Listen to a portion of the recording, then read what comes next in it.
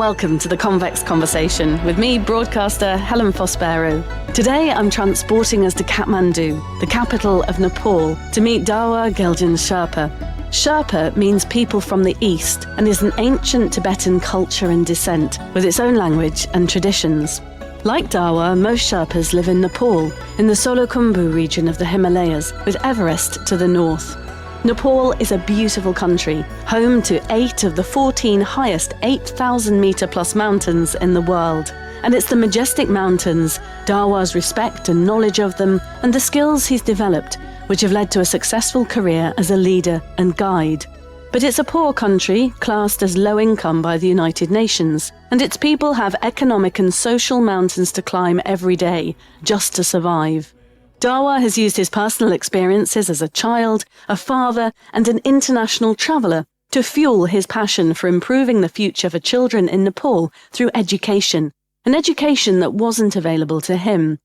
He founded Classrooms in the Clouds, a charity dedicated to great education in the lower Solukhumbu region, the area he's from.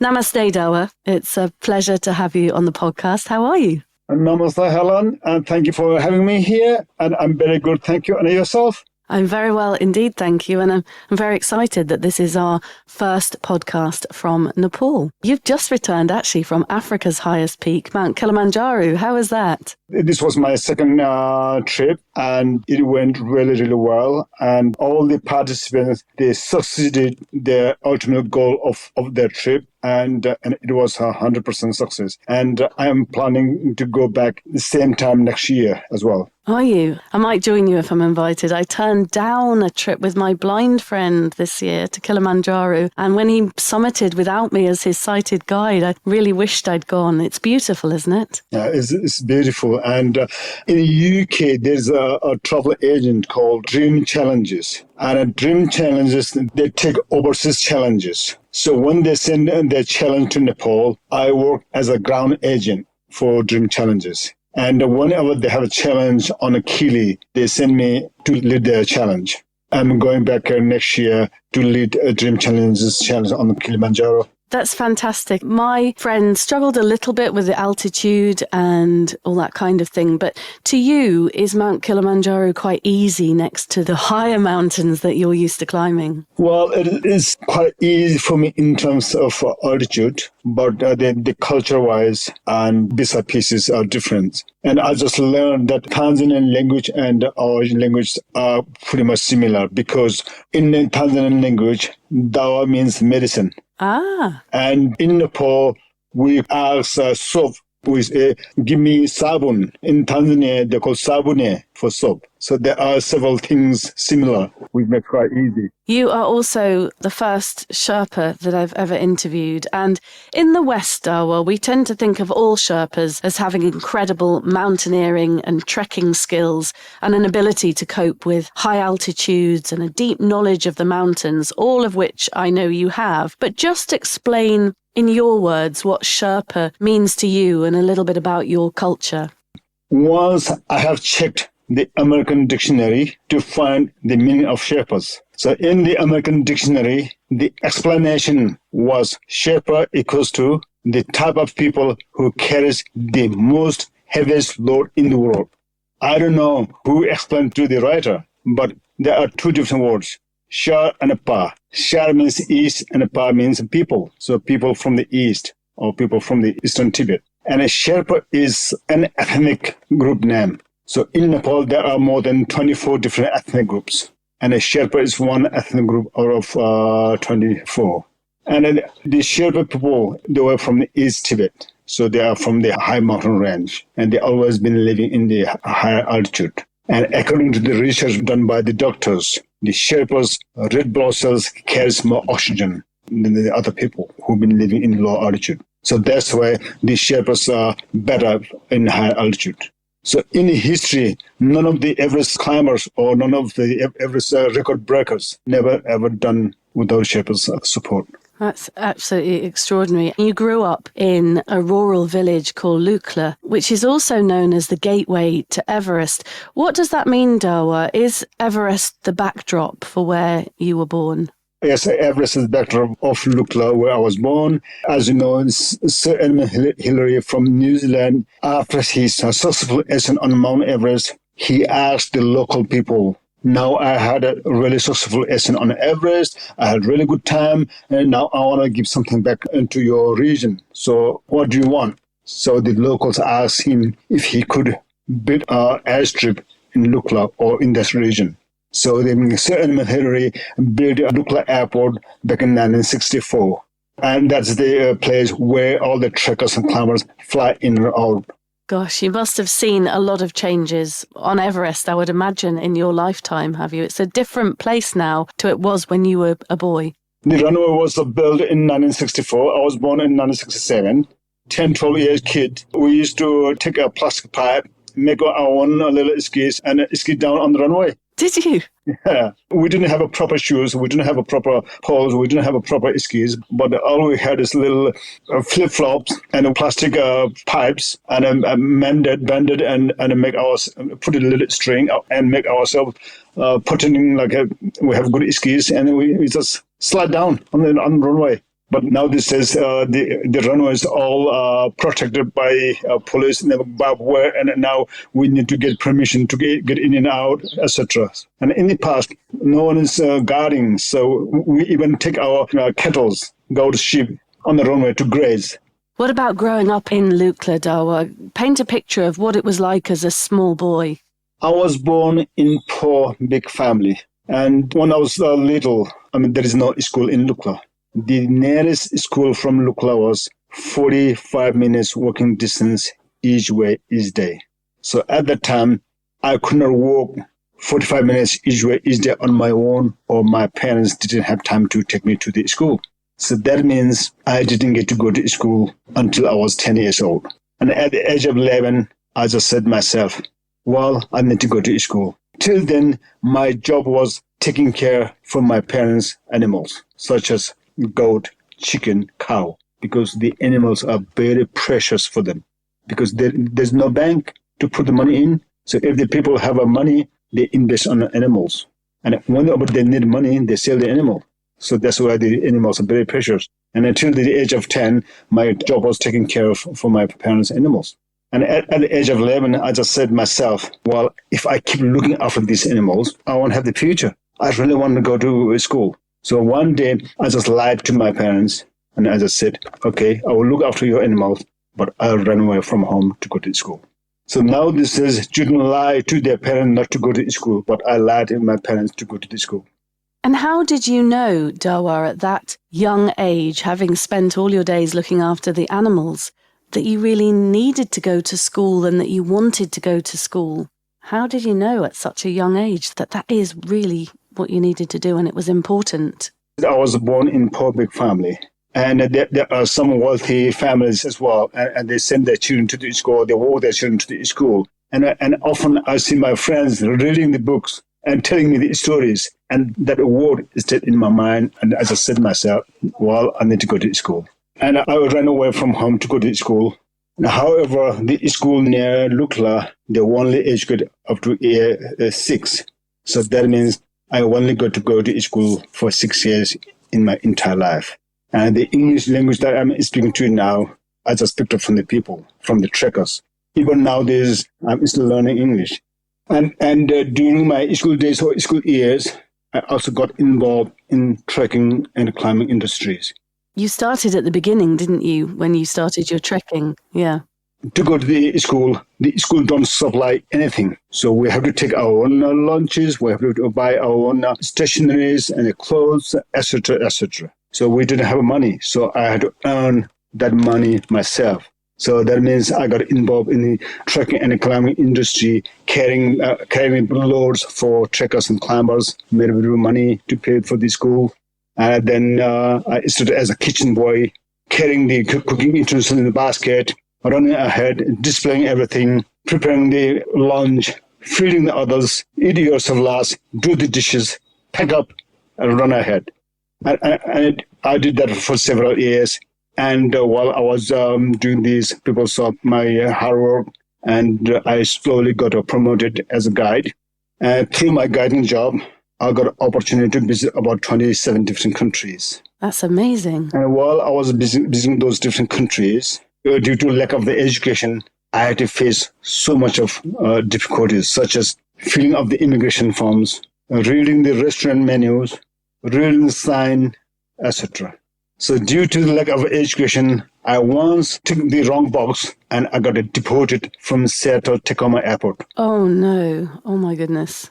And since then, I came back home and I sat down myself and thought a lot, saying, well, how can I help the children in the remote villages who don't have the opportunity to go to school? If someone don't do anything in the remote villages, if someone don't build schools in the remote villages, and if someone don't give the children a chance, the children in the remote villages, they may have to face exactly the same problem what I face. So since then, I thought a lot, setting up a charity, raising fund, and to build schools in the remote villages. Wow. And that is how you came up with the idea for classrooms in the clouds. Yes. And I was reading some statistics, Dawa. I was shocked to learn that only 64% of children in rural areas of Nepal stay in education until they're 15, and only 14% until they're 18. So what you're doing is making a huge difference. Tell me so far, with classrooms in the clouds, what you've achieved in terms of building classrooms and hiring teachers. The reason that only 60% achieve when they get up to years, certain years, is because they don't have the facility. Because once they pass that barrier, they have to go elsewhere. That means their parents have more expenses. So, for instance, I have 4 kids myself. So when my children were little, there isn't a good school in my hometown. So my wife and myself, we only had 2 options.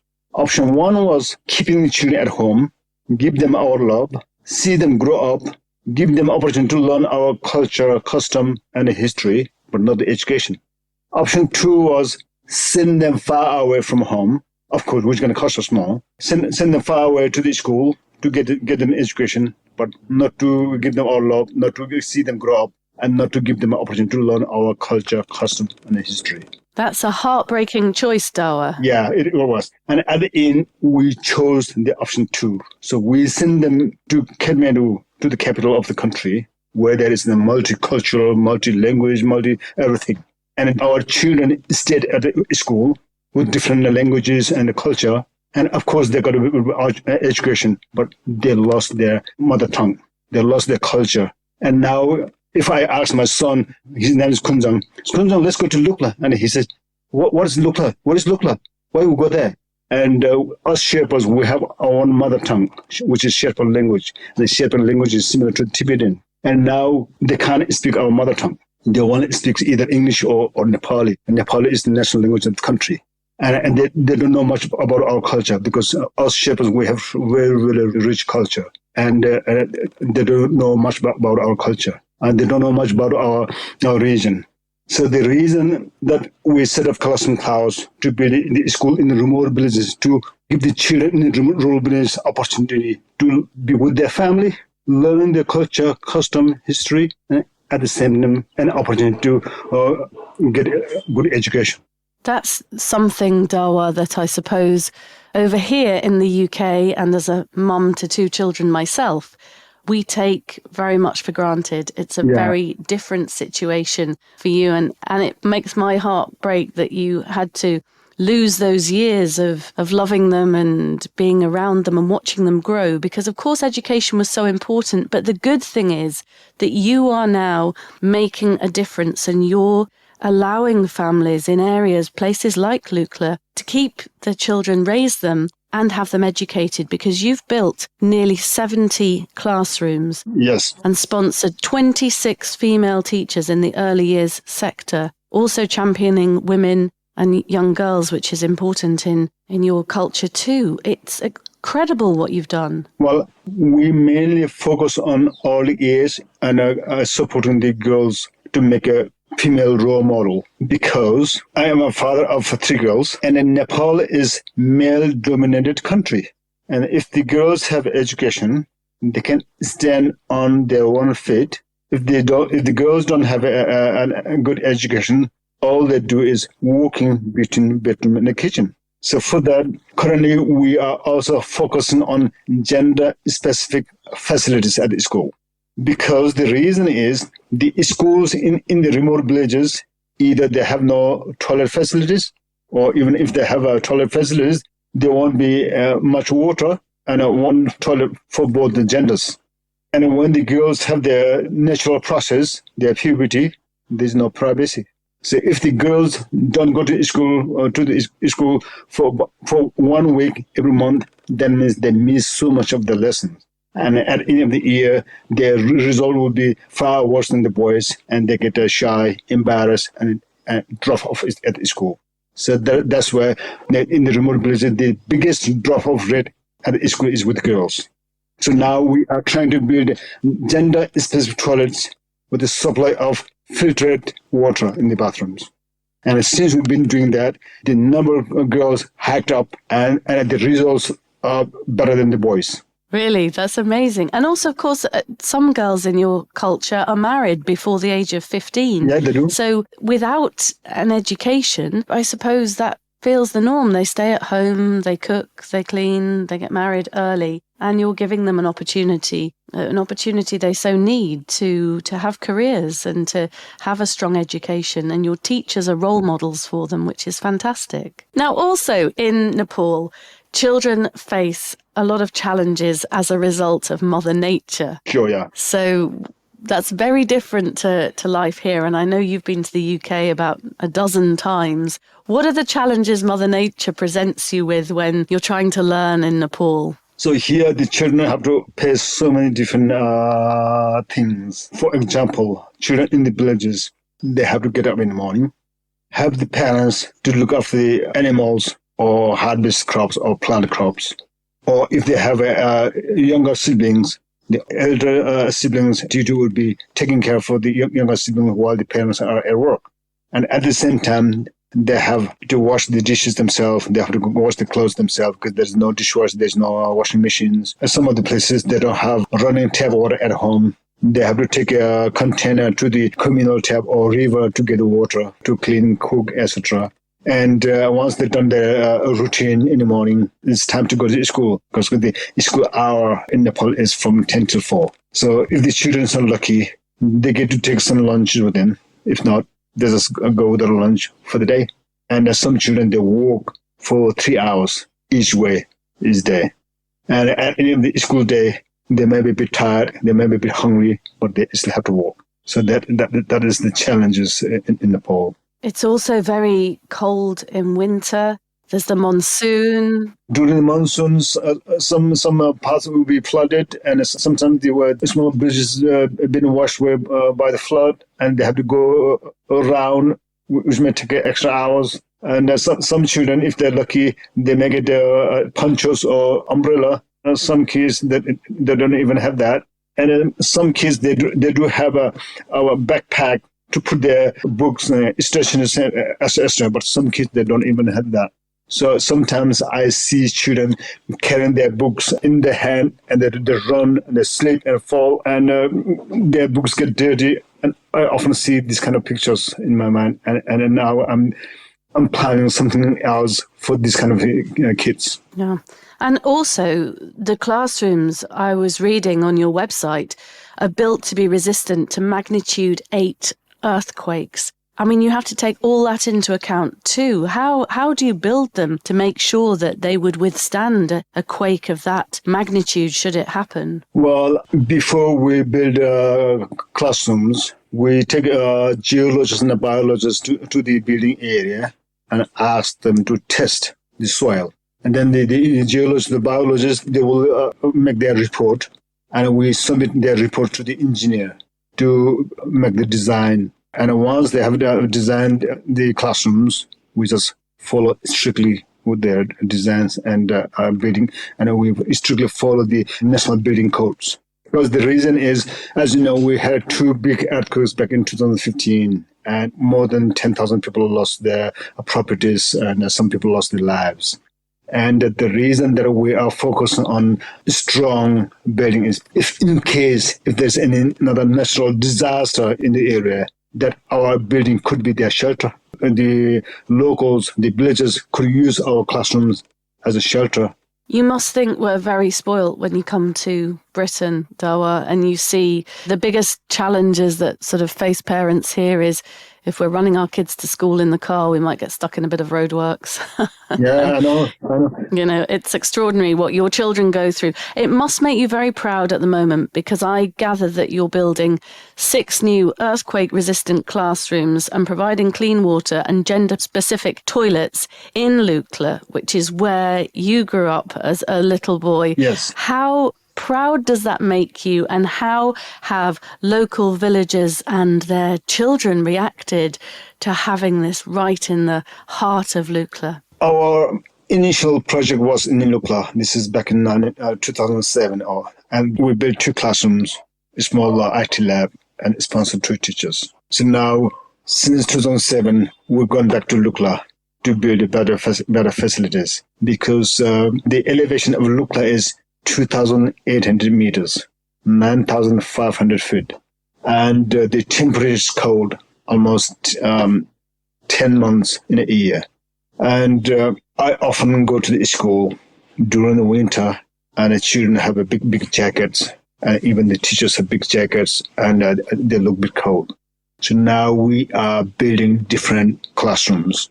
So this classroom would be very warm, and we want the children saying, "Oh, it's too cold being at home, so we want to go to school because school is warmer." So we want to make that kind of want the children to say this kind of thing from their own word. And the locals are visiting this the building site, and when they look at the building materials that we delivered at the building site, they are raising questions saying, "Where are you going to put all this kind of building materials? And what kind of buildings are you building here?" Because the locals, they never ever seen that kind of people investing that much of an amount on a building because number one, they could not afford it. So they are so used to build it cheaply. Yeah, it must be very special for them. Very special indeed.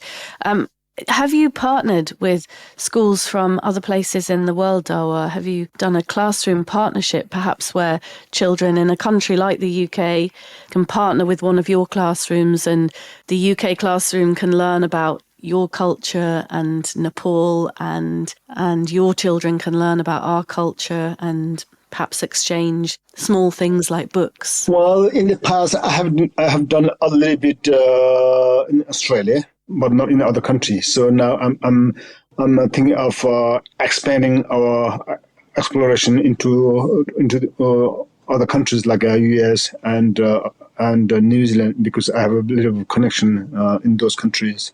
Well, I'll help you if you want to do that in the UK. We'll talk about that, not while we're recording our podcast, but we'll talk about that afterwards and see what we can do. That'd be brilliant.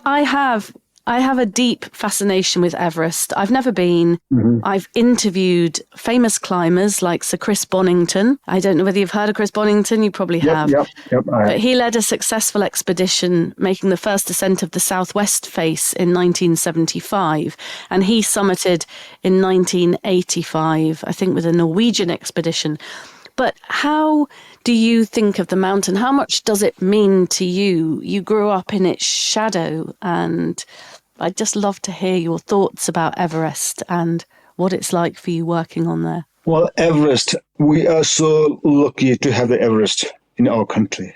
And I'm kind of worried about Everest, and I'm kind of worried about the tourism industry in Nepal. And the reason that I'm worrying is due to the global warming, the glaciers are melting. And the reason that I'm worrying about our tourism industry is because there's very, very unhealthy competition between the tour operators. So I'm talking to the local government how to protect, how to preserve the mountain, and how to regulate and provide good service for the customers, for the visitors. Because if the visitors don't have good experience or good time, the industry will go downhill. And also safety is so important. I mean, there are fatalities on Everest. People who climb Everest to the summit are well aware, I think, of the risks. But some of the things you've described there, does that compromise safety sometimes when there's too much competition with tour operators or too many people climbing? They're not talking about the safety. They are talking about the fast cash crop. I mean, when they have a unhealthy competition between the people, that means they don't consider the safety. They only consider their incomes and their records. So that's why I'm worried about the Everest and the industry. And when you climb it, I mean, I don't know how many times you've climbed and guided on Everest. I'm sure you can tell me in a second, but what is it like in terms of challenge and beauty, and what do you get out of guiding a team up there? I have guided people to Everest Base Camp on a number of times, and I lost the count. But to the top, I only been there once, and the beauty is there. As I said, I got an opportunity to visit about 26 different countries. But I would say, and no countries can compare with Nepal with the natural beauty. And of course, every country has its own natural beauty, and some places are more beautiful because they are man-made. But if you are talking about the natural beauty, Nepal can't beat by any other countries. And sometimes when I come back from other country and I come back on the airplane, and as soon as I see the mountain through the window, I just say myself, wow. And that's the beauty side. It's natural beauty. And I often talk to our local politicians. We have the natural beauty. We don't have to make anything. And please, let's create a system, good system. And as just to tell them, if we have the natural beauty of the country, if we have good system, then we can be the best tourist destination in the world. The Tibetan name for Everest, I was reading, means goddess, mother of the world, or goddess of the valley. And the Sanskrit name, Sagarmatha, I hope I pronounced that right, means peak of heaven. Well, different people explain different ways. So Tibetans, Chinese, us Sherpas, we call Chomolungma, which means mother goddess of the earth. Chomolungma. And we rest that. A Nepali name is Sagarmatha. Sagar means ocean, Matha means the head of the ocean. And when you summited, the time that you went right to the top, what are your memories of what it was like reaching the summit and the views and how you felt? Okay, we spent a couple of hours at Camp 4, which is 7,900 meters of elevation. And we had our breakfast at 11 o'clock in the morning. And we left the camp at midnight. After walking 2 or 3 hours, I saw a huge brown thing over the sky. And I just could not figure out what that was. And I asked my friend, what is that? And he said, that's the sun. So we were so high, closer to the sun, so big, which I'd never ever seen. Once you go there high up to the top, all you get to see is snow-capped mountain above the cloud. So often when you fly overseas in the airplane, you look through the window, you fly above the clouds. So similar on the mountain, because when you get on top, all you get to see is snow-capped mountains sticking up above the cloud. That sounds absolutely beautiful. What other mountains around the world are your favourites and why? There are several mountains, and I also done the Cho-Oyu, which is 6th highest mountain in the world. And Cho-Oyu is located between Tibet and Nepal. And I also did the Broad Peak. Broad Peak is 12th highest mountain in the world, which is in Pakistan. And I did Kili twice, and I did the Machu Picchu. I did the Mount Rainier and Mount Baker in states. There's so many good mountains around. And do you really enjoy your job guiding and helping other people realize their dreams? I love my job because this is what I learned and this is what I've been doing for all my life. And now I know how to deal with the people in the altitude and how to help them out of the altitude. And guiding job is amazing because you get to visit different countries. You get to meet different people from different parts of the world. And at the time you get to earn. This is amazing.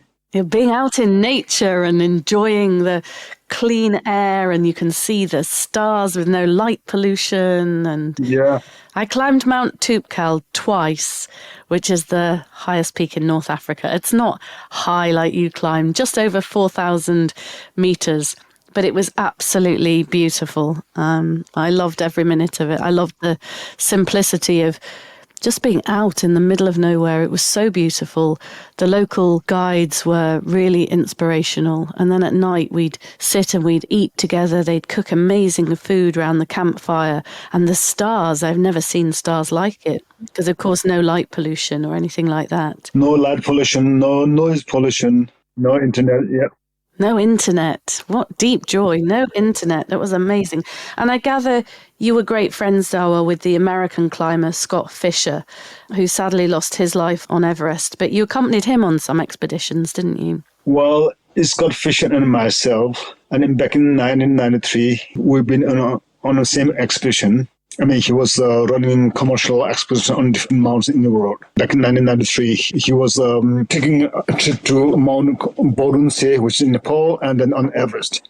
That year, I got an opportunity to work for him as a male runner and porters in charge. And since then, we became good friends. And Scott and myself, we climbed Mount Amadablam together. We climbed a Broad Peak in Pakistan together. And I still keep in touch with his children and Katie. Katie was here last year. She was here on her honeymoon. She got married last year, and I was invited for her wedding, but unfortunately, I didn't have time to attend her wedding. But she came over to see her. And he sadly died in a blizzard on Everest, I think, in 1996. I know you weren't on that climb, but what happened to Scott, Dawa? Well, what happened was Scott and myself, we climbed Mount Broad Peak in Pakistan in 1995. And he was planning to run a commercial expedition on Everest in 1996. So after our successful ascent on Mount Broad Peak, he asked me if I want to go on Everest expedition with him. He said, Dawa, I'm planning to run a commercial expedition on Everest next year. So are you interested? So if you're interested, you have to be with me 24 hours a day. You have to be my personal guide. And at that time, I was working for an Australian company as a guide. I was working for them as a full-time employee, and I could not take a time off from work, and I didn't get to go on Everest with him. So, however, I got an opportunity to lead his support trek. Support trek means the participant on the support trek could be the climber's husband, wife, father, mother, uncle, auntie, brother, sister, whoever. Those people who are on the support trek, they do the trek, they go to base camp, be with the climbers for a couple of days, and while the climbers climb the mountain, the support trekkers fly back home. So I led his support trek to Mara Peak and to base camp. And he lost his life and Rough Hall on the same mountain on the same day. I think between Scott and Rough Hall from New Zealand, there are two big heroes to run the commercial expedition on Everest. And they both had some sort of competition between two of them, saying who can attract the climbers more, who can take more people to the summit. Two of them had some sort of competition. So that's what I call unhealthy competitions. When they have unhealthy competition, they take inexperienced climbers, and I think they made some bad mistakes, taking inexperienced climbers, and those inexperienced climbers put their life in danger. I suppose the danger is ever present, and what was really lovely is later on you recovered Scott's wedding ring for his widow, didn't you? Which I would imagine would mean an awful lot to her, Dawa. Yeah, because I was there 2 years later, and I just saw his body, and I just couldn't leave him there. I just wanted him to bring down, but his family wouldn't let me. Perhaps a mountaineer like that, they felt that was where his last resting place should be. I think it just reminds us of the dangers of what you do, but also the joy of what you do. You're in an extraordinary job, and what you've done in education is fantastic. I don't really know how you've managed to achieve all of this, but I'd just like to say well done, Dawa. I mean, you're making... Thank you. We have so many generosity people around. Our supporters are the heroes. If we don't have the supporters, we won't be able to achieve what we have achieved now. We are running the charity. And if you have the money, you have the charity. If you don't have money, you don't have the charity. Without our donors, we can't do anything, even if we wanted to do things. Well, Classrooms in the Clouds has definitely inspired me today, and we will talk privately if there's any connections we can make in the UK to try and help. There's learnings on both sides. It's not about the UK just supporting your children in Nepal. We have a lot to learn from your life, your beautiful country, your culture. I think that would make our children's learnings much richer.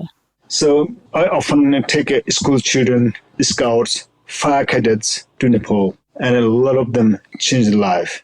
So one of my, I used to be a client, but now we've become friends. My friend from Canberra in Australia, they have 2 boys. So they brought both of their boys to Nepal on 3 occasions. And now my parents were saying they are so pleased that they brought their boys to Nepal because they were saying their boys were so demanding at home. And after the boys getting opportunity to visit Nepal, to see what the Nepalese children have, what they do, what they eat, how they eat, now they are not demanding anything. They have changed their life the other way around. And the couple, they were so pleased that they have taken their children to Nepal. Oh, I can imagine. We're going to end, Dawa, asking, what's the biggest risk you've ever taken? The biggest risk that I've ever taken, well, next week I have 53 scouts from the Midlands. From the Midlands? I mean, I'm taking 53 teenagers into the Himalayas. It's quite a risk.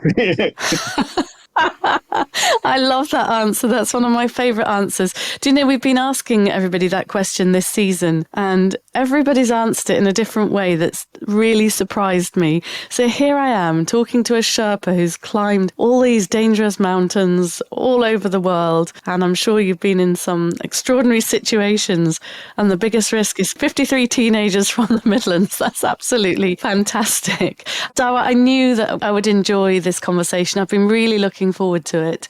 And I just wanted to say a massive thank you for sharing some of your story with us. And I do hope next year when you visit the UK in June that we can meet up and have a conversation in person rather than over the internet, which has served us quite well considering you're in Kathmandu.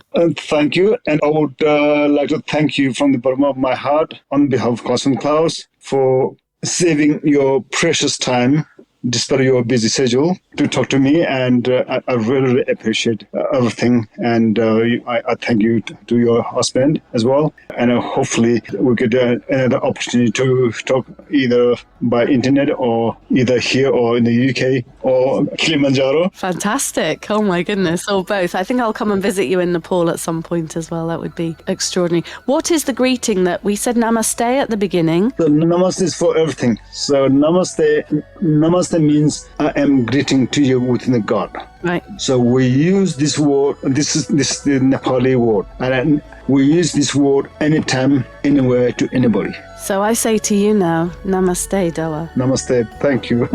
You've been listening to Dawa Geljen Sherpa, founder of Classrooms in the Clouds, which is making a huge difference to children, giving them a safe, rich education in remote areas and also really championing both girls and women too. Don't forget to download and subscribe to our series at convex.podbean.com or search The Convex Conversation on Spotify and all the usual platforms. Join me next week for another great guest and, as Dawa would say, namaste.